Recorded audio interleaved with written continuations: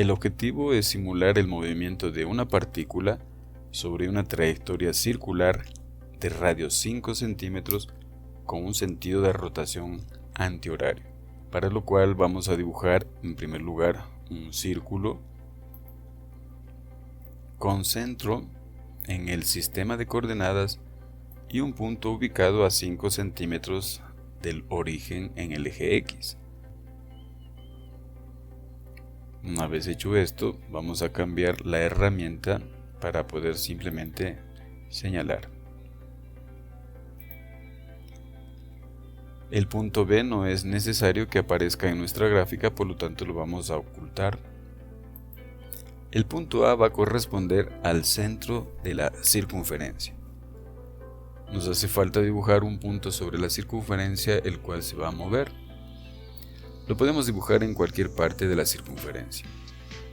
Vamos, por ejemplo, a dibujarle en el punto en donde la circunferencia intersecta con el eje de las X en X es igual a 5.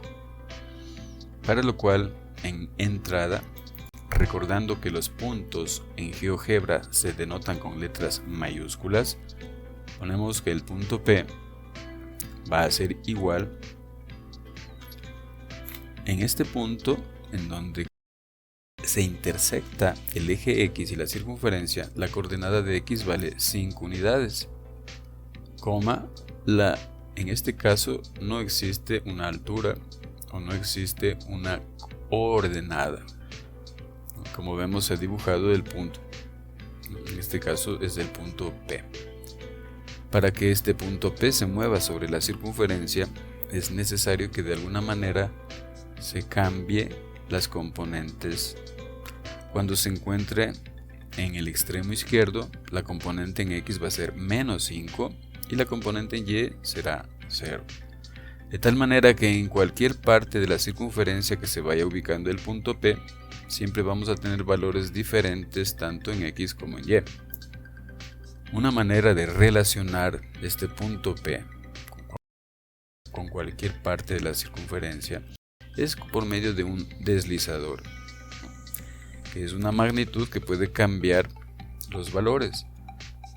Aquí está el deslizador. Si seleccionamos deslizador, vamos a ubicarlo en alguna parte sobre el plano, por ejemplo en este punto, y nos va a preguntar qué tipo de deslizador se trata, si es de número, ángulo o entero.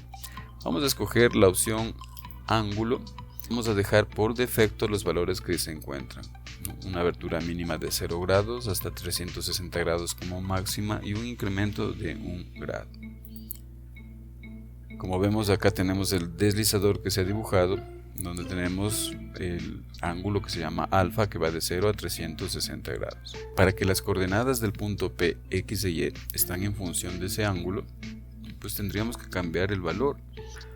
El punto P que nosotros estamos haciendo referencia acá, si lo ubicamos en alguna parte diferente pero sobre la circunferencia y le trazamos nosotros un radio vector para ubicarlo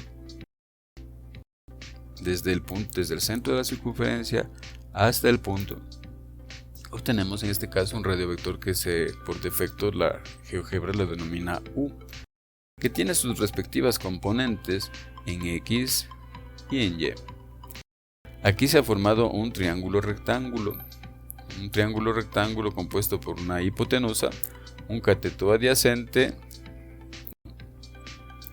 y un cateto opuesto al ángulo que se va a encontrar acá. El ángulo es comprendido, en este caso el ángulo alfa, entre el eje X y la hipotenusa, que en este caso es el radio que une el punto A centro de la circunferencia con el punto P, pero todavía no están relacionados. La manera de relacionarlas es cambiando el valor de las componentes del punto P. Lo que vamos a cambiar es la componente, en este caso no le vamos a poner 3,34. La componente del punto P en la posición en la que se encuentra va a ser igual a 5 por el coseno del ángulo. Entonces vamos a poner a 5 por el coseno del ángulo, que en este caso es el ángulo alfa. ¿Sí? Y a su vez la componente del eje, la componente sobre el eje Y, en cambio va a estar dada por la función seno.